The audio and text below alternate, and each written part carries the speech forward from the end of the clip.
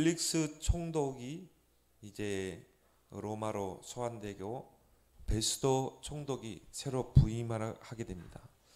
또 바울이 이 베스도 총독 앞에 또 재판석에 서게 됩니다.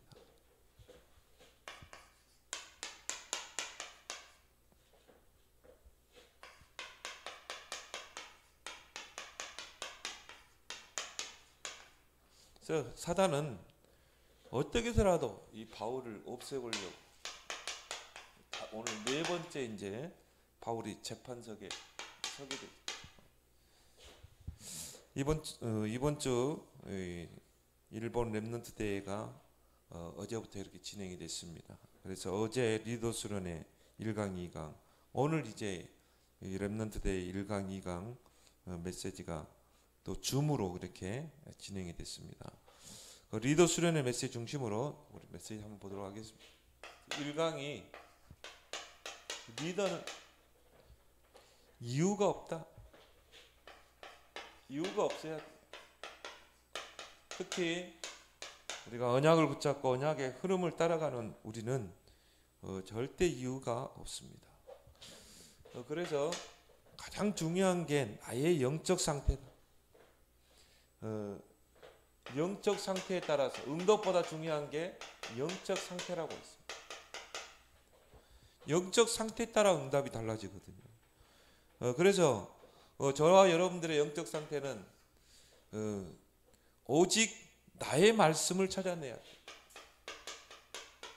특히 강단을 통해서. 강단을 통해 나의 말씀을, 하나님이 오늘 강단을 통해 나에게 주시는 말씀을 찾아내고 그 흐름을 따라가야 됩니다.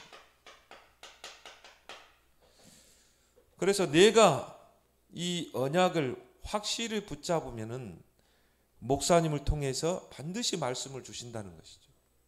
성취될 말씀. 그래서 한나가 처음에는 그냥 보통 사람들이 하는 기도를 했잖아요.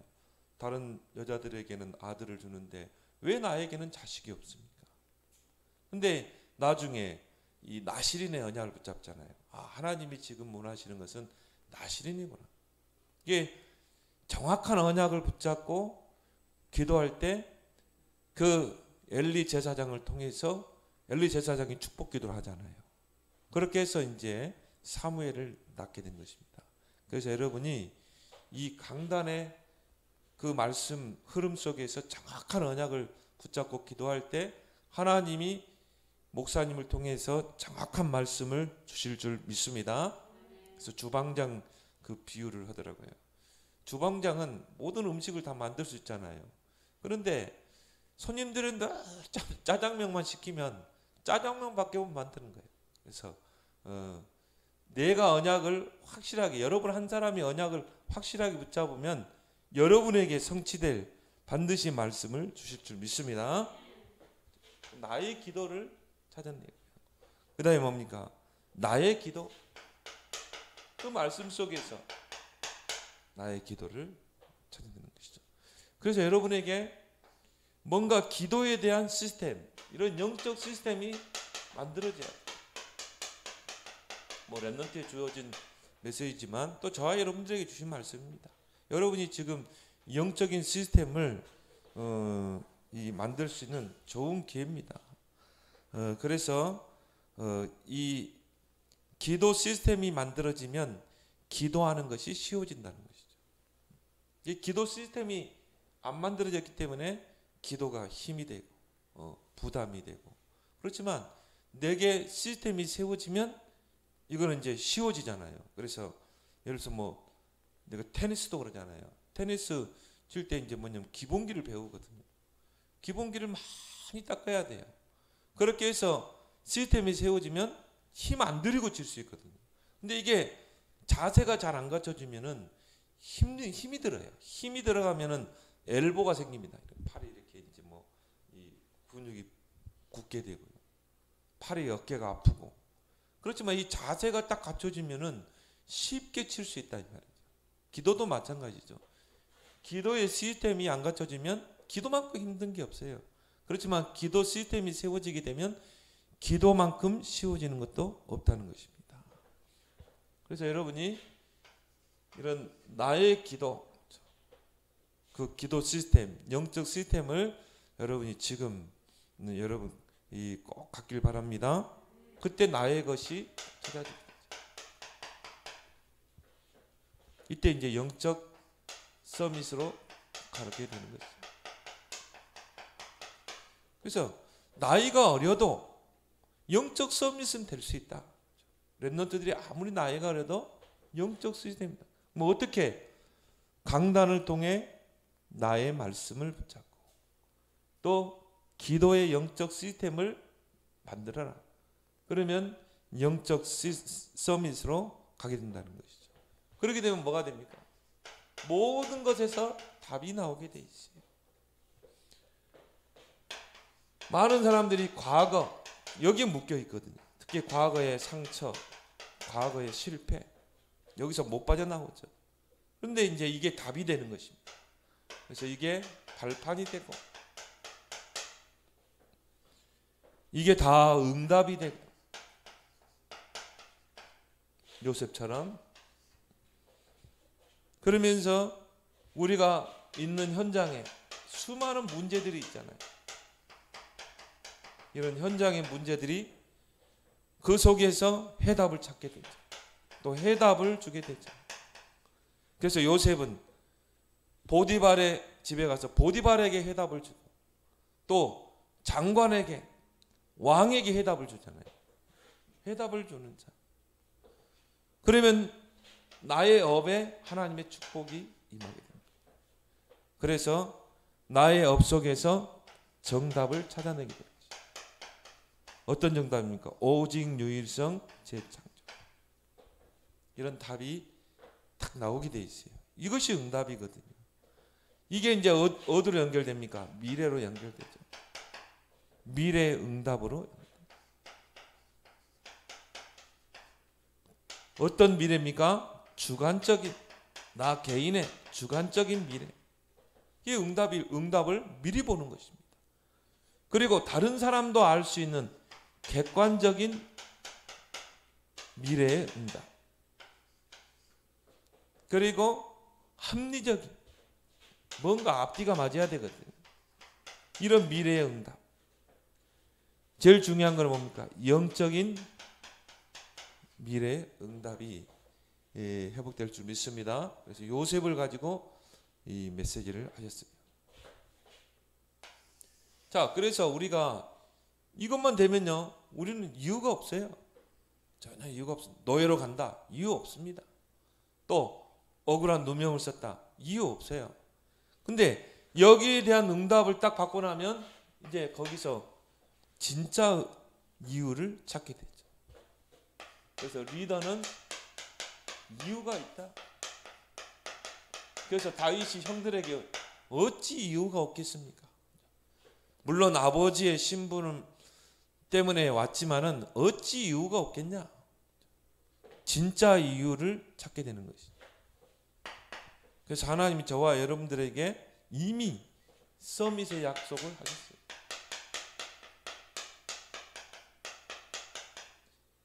아브라함에게 약속을 주신 것처럼 성경에도 보니까 아브라함에게 그 주신 약속은 저와 여러분들에게 주신 약속이라고 그랬어요. 아브라함을 본토 친척 아비 집을 떠나 내게 지시할 땅으로 가라. 너는 복의 근원이 될지라. 창대케 하겠다. 그 약속이 저와 여러분들에게 똑같이 주어진 줄 믿습니다.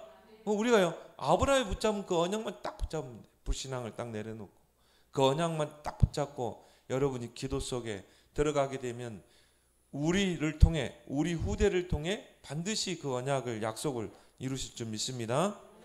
서밋의 약속을 우리에게 이미 주셨기 때문에 환경에 불신앙 흔들리지 말고 순간순간 이 서밋의 자리로 가라. 서밋. 우리가 문제를 만났을 때도 그 문제 앞에 우리가 속지 말고 서밋의 자리로 가라. 또 사람과의 관계에서도 우리가 사람과의 관계에서도 이해관계 속에 우리가 이해 못할 또 상처를 받고 하잖아요. 거기에 상처받고 거기에 우리가 속지 말고 서밋의 자리로 가라. 왜? 우리가 있어야 할 자리가 바로 서밋의 자리거든요. 아담이 있어야 할 자리가 서밋의 자리였거든요. 그런데 뱀의 유혹을 받고 그 자리를 떠나버렸잖아요.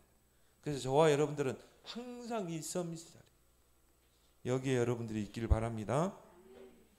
그러면서요, 서밋 시스템을 만들라. 서밋의 시스템을 갖추라. 그래서 여러분들이 하루를 살 때 분주하게 뭐 살겠죠. 그렇지만 반드시 이 시간을 가져야 돼요. 서밋 타임. 이 시간을 반드시 가지라. 확실히 일찍 자니까 일찍 일어나게 되더라고. 저는 어제 너무 피곤해 한 7시 반에 잤나요? 딱 한 3시에 딱 일어나더라고.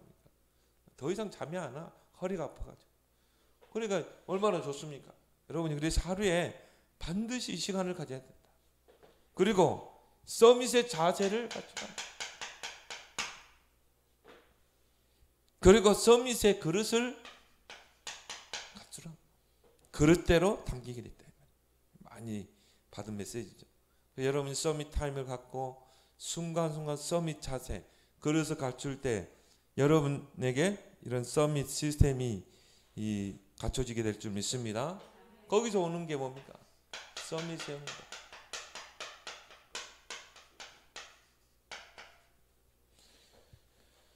그래서 순간순간 이런 보좌의 축복을 누리고 또 우리에게 시공간을 초월하는 그런 하나님의 역사가 일어나게 돼요. 이걸 누리게 되면 우리의 모든 하는 일이 237과 연결되게 돼요. 이게 서밋이 받을 응답입니다. 그걸 가지고 우리는 뭡니까? 또 이런 응답을 받았는데 여기에서 우리가 응답을 놓쳐버리거든요. 선택할 때, 또 우리가 판단할 때, 다윗이 하나님께 큰 응답을 받았는데요, 이거 잘못해가지고요, 선택과 판단. 그렇게 해서 나단 선지자를 통해서 큰 책망을 받잖아요. 그래서 여러분이 중요한 일을 선택할 때, 판단할 때 7가지를 가지고 선택하고 판단하라. 그래서 이거를 크게 세 가지로 나눴어요. 여러분의 생각, 문제를 만날 때, 중요한 선택을 할 때 3가지를 가지고 선택해라. 첫 번째 뭡니까? 성삼위 하나님. 성삼위 하나님이 나와 함께 하신다. 신분과 권세, 배경이죠. 이걸 가지고 선택하고 판단하고, 그리고 뭡니까? 10가지 비밀을 주셨잖아요. 또 10가지 발판을 가지고 이걸 늘 생각하면서 여러분이 선택하고 판단하고, 누림 3가지,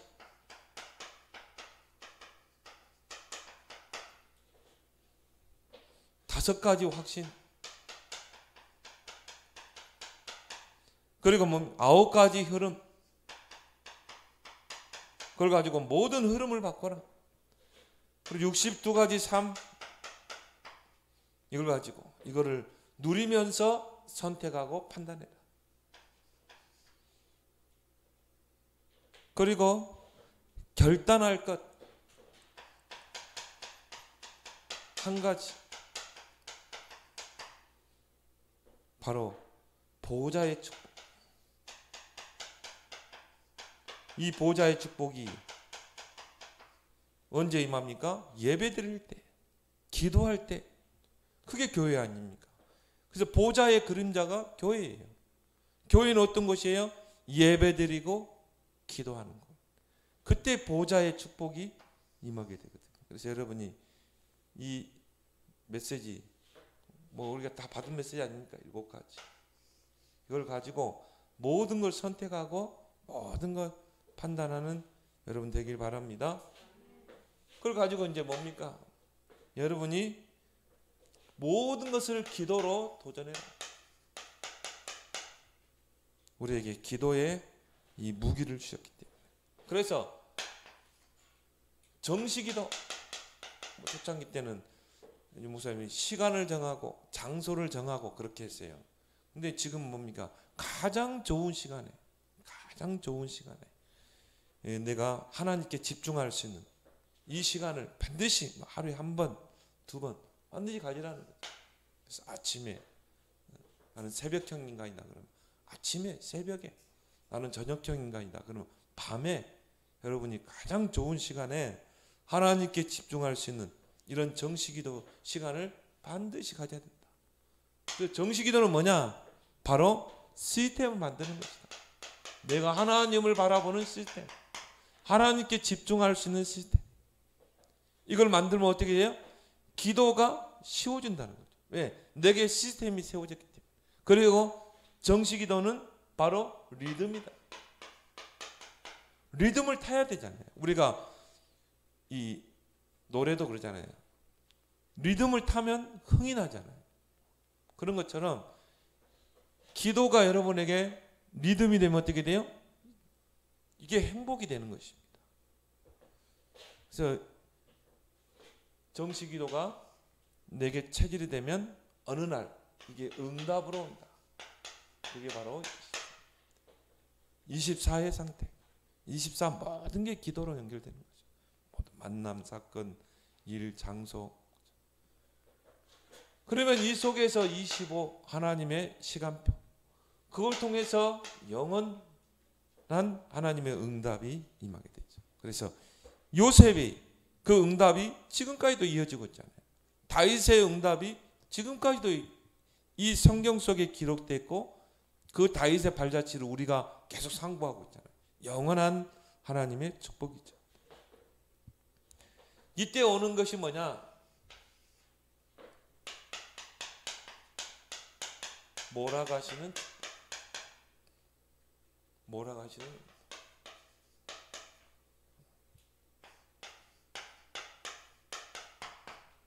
요셉이 어디에 있느냐, 거기에 따라 하나님이 축복을 다 몰아가시는 것입니다.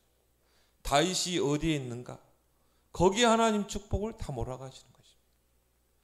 그래서 이사야 60장에도 일어나라 빛을 발하라. 그럼 어떻게 돼요? 니게로 공급되고, 니게로 스바의 풍부함이, 느바요스의 풍부함이, 미디안의 약대가 니게로 공급되고, 여러분이 어디에 있느냐에 따라서 모든 축복을 하나님 몰아서 여러분이 있는 곳으로 몰아갈 줄 믿습니다. 요셉이 보디발의 집에 딱 놓이렸는데 하나님이 거기로 모든 축복을 몰아가잖아요. 그래서 여호와께서 요셉과 함께함으로 형통한 자가 되었다.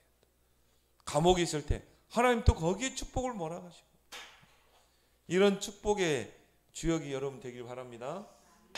자, 이번에 리더 수련회 메시지 뭐 일본 랩런트 들이지만 리더지만 저와 여러분들이 주신 메시지.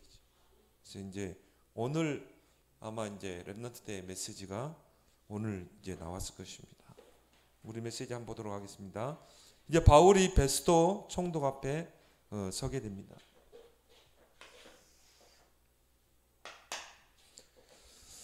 바울을 2년 동안 이제 그 전 총독이 벨릭스가 2년 동안 구금을 시켜놔요. 근데 이 총독이 굉장히 간사한 사람이에요. 아니 뭐 그냥 예루살렘에서 재판을 해서 뭐 유대인들에게 넘기든지 아니면은 바울을 로마로 가도록, 그렇게 로마 가이사 앞에 항소하도록 길을 열어주든지 그렇게 해야 되는데 2년 동안 끌었거든요, 재판을. 그러니까 바울이 얼마나 힘들었겠어요. 2년 동안 구금 상태에 있었던 것입니다. 그 이유가 뭐냐? 오늘 여기 7절에 24장 27절에 보니까 이태가 지난 후 2년이 지난 후 보르기오 베스도가 벨릭스의 소임을 이어받았으니 벨릭스가 유대인의 마음을 얻고자 하여 바울을 구려하였더니라. 2년 동안 다 구려두고요. 그러면서 유대 지도자들에게 뇌물을 받으려고 하고, 또 바울에게, 유대 지도자들이 뇌물을 주면 어떻게 하겠어요? 바울을 그들에게 넘기겠죠. 바울이 예를 들어서 뇌물을 주면 바울을 또 보호해 주겠죠. 로마까지 가도록. 2년 동안 바울을 이 구금해 준 것입니다. 굉장히 간사한 사람이죠.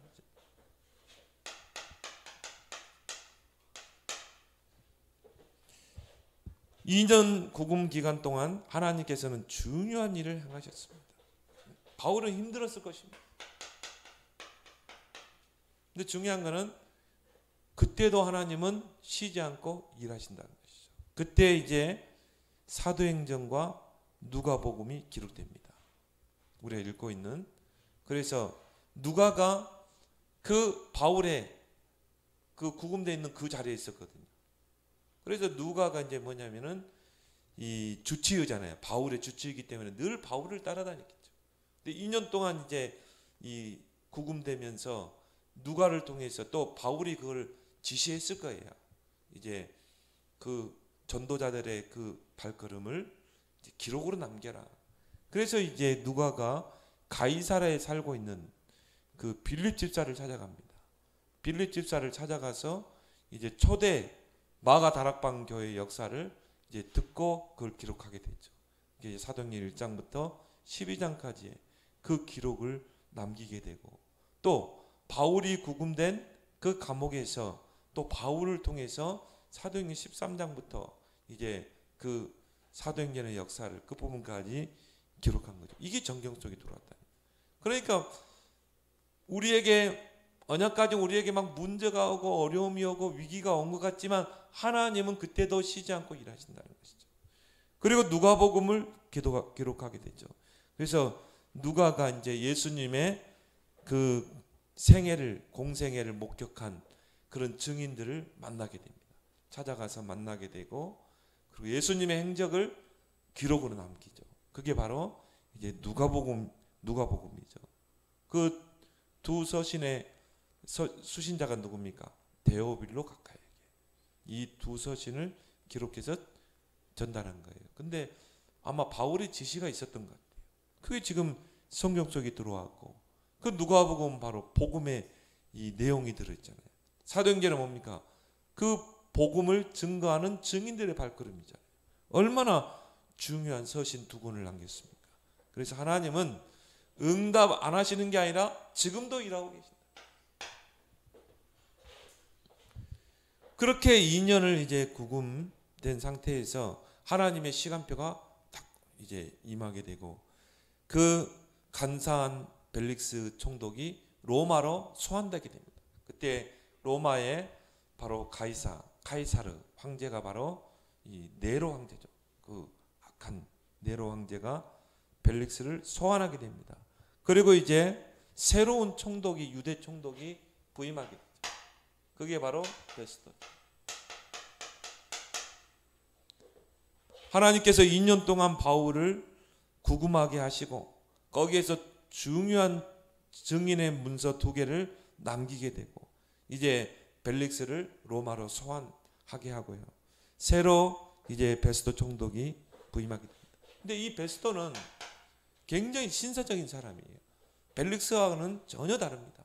이제 이 베스토 총독이 바울의 그 항소를 이제 판결하게 되거든요. 로마로 가서 가이사 앞에서 판결하도록 중요한 역할을 한 인물이죠. 그래서 이 베스토 총독은 벨릭스와 다르게 지혜롭고 판단력이 뛰어난 사람. 굉장히 뭡니까? 이 합리적인 사람이라, 논리적인 사람이라. 뭔가 이게 뇌물에 치우치고 그게 아니라 합리적이고 논리적으로 판단하는 그런 사람인 것입니다. 그래서 지혜롭고 판단력이 뛰어난, 또 하나님 이런 사람을 총독으로 또 오게 한 것입니다. 그래서 이 새로운 총독이 이제 부임하게 됐다는 것을 알고 이제 이 사내들은 공의원들이 이제 베스토를 찾아갑니다. 그래서 오늘 이 베스토가 부임한 지 3일 후에 가이사라에서 예루살렘으로 올라가니 대제사장들과 유대인 중 높은 사람들이 바울을 고소할 때 바로 사내들인 공회원인들이죠. 거기 이제 대제사장들 또 이 사두개인들 바리새인들이 이제 중추적인 역할을 하죠. 또 고소를 해요. 그래서 베스도의 호의로 바울을 예루살렘으로 옮기기를 청하니, 지금 바울은 가이사라에 지금 구금돼 있잖아요. 근데 다시 예루살렘으로 데려오라는 거예요. 그렇게 해서 다시 예루살렘에서 새로 당신이 부임했기 때문에 다시 재판을 해야 된다는 거예요. 그렇게 해서 이제 바울이 예루살렘으로 올 때 매복했다가 바울을 살해하려고 하는 그런 음모를 꾸리게 됩니다. 그래서 이 사내들인 공회원들의 음모가 거기 있던 것이죠.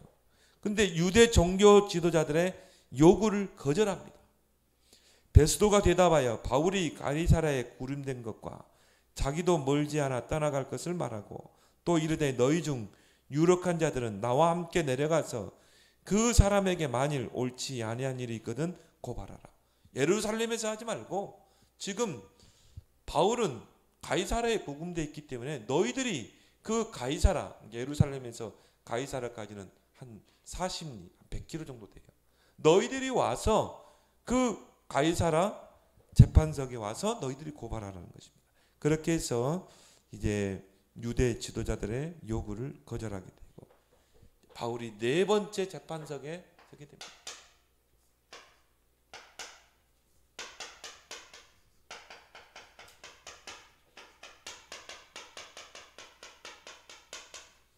네 번째 재판석에 이제 바울이 법정에 서게 되죠. 그래서 거기서 이제 유대인들이 그 100km 걸어서 뭐 말로 왔든지 뭐 짐승을 타고 왔든지 100km까지 와가지고요. 끝내 사단은 포기하지 않습니다. 어떻게든 전도자를 무너뜨리려고 합니다. 그렇게 해서 이제 네 번째 이제 재판을 받게 됩니다. 거기에 이제 7절에 보면은 그가 나오매 예루살렘에서 내려온 유대인들이 둘러서서 여러 가지 중대한 사건으로 고발하되 능히 증거를 대지 못한지라. 똑같은 아마 그 내용으로 고발했을 거예요. 그래서 벨릭스 총독 앞에서도 이들이 이 네 가지를 가지고 이 고발을 했죠. 저 바울은 전염병으로 옮기는 자다. 전염병과 같은 자다. 그래서 이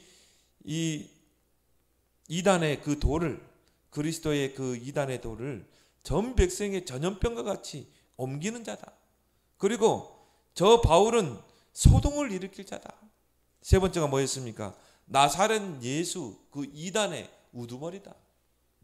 그리고 성전을 모독한 자다. 이 네 가지 제목으로 아마 바울을 고발했을 것입니다. 근데 거기에 이제 바울도 변명을 하게 되죠. 베스도가 유대인의 마음을 얻고자 하여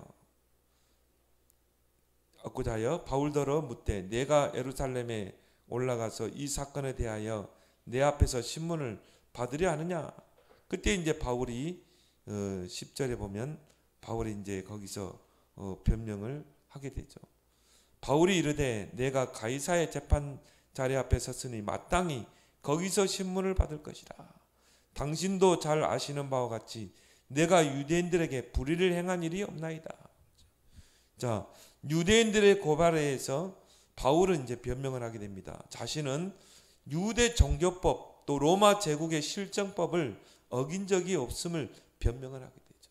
그리고 자신이 이 로마 시민권자이기 때문에 정당하게 가이사 앞에 재판을 받겠다는 그런 상소를 하게 됩니다. 그래서 11절에 만일 내가 불의를 행하여 무슨 죽을 죄를 지었으면 죽기를 사양하지 아니할 것이나 만일 이 사람들이 나를 고발하는 것이 다 사실이 아니면 아무도 나를 그들에게 내줄 수 없나이다.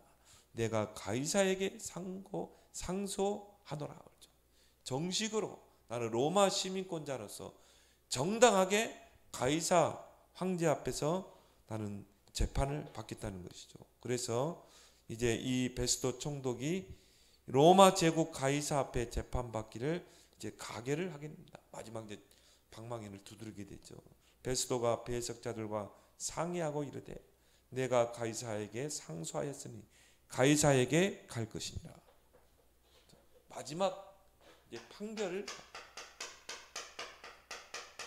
그래서 로마 가이사 황제 앞에 가서 이제 재판을 받는 것을 이제 가결을 하게 된 것입니다. 그래서 하나님은 모든 것을 합력해 선을 이루시는 줄 믿습니다. 하나님이요, 이 베스도라는 총독을 딱 예비해 놓고요. 근데 이거는 하나님이, 예수님이 바울에게 이미 약속했잖아요. 네가 가이사 앞에 서야 하리라. 그래서 바울의 목적은 뭡니까? 바로 로마 복음입니다.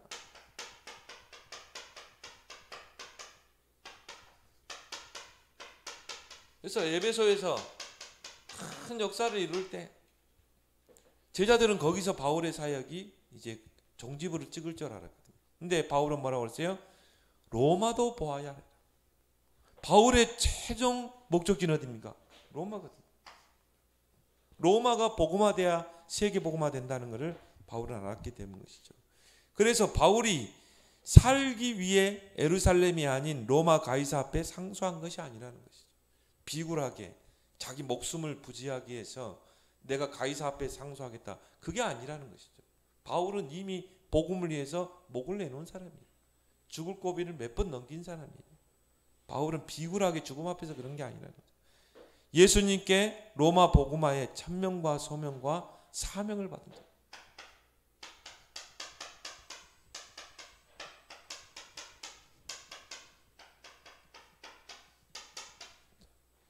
그래서 이 사도행전 9장 15절, 바울이 이 다메섹에서 그리스도를 만난 후에 거기서 이제 하신 말씀이 뭡니까? 이 사람은 내 이름을 이방인들과 임금들과 예루살렘 이스라엘 사람들에게 전하게 할 택한 그릇이다. 이방인 복음화. 하나님께서 이미 바울을 택했다 이 말이에요. 그 천명과 소명과 사명을 가지고 있었다.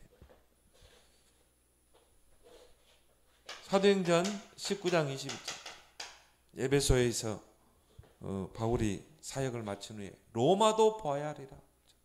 바울의 진짜 사역은 어디예요? 로마.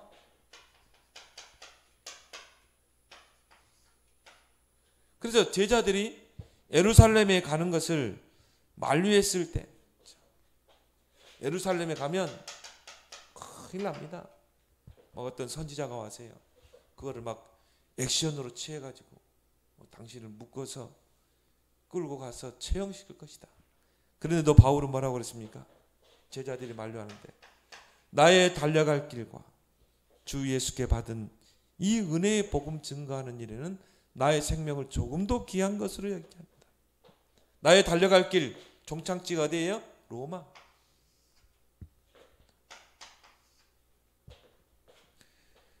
바울이 재판석에 섰을 때, 그때 하나님 주신 말씀이죠. 로마에서도 증언해야 되리라. 그 말은 뭡니까? 걱정하지 말라는 것이죠. 너는 로마까지 가야 돼. 풍랑일 때도 바울아 두려워 말라. 네가 가이사 앞에 서야 하리라. 그래서 바울의 목적은 로마 복음화.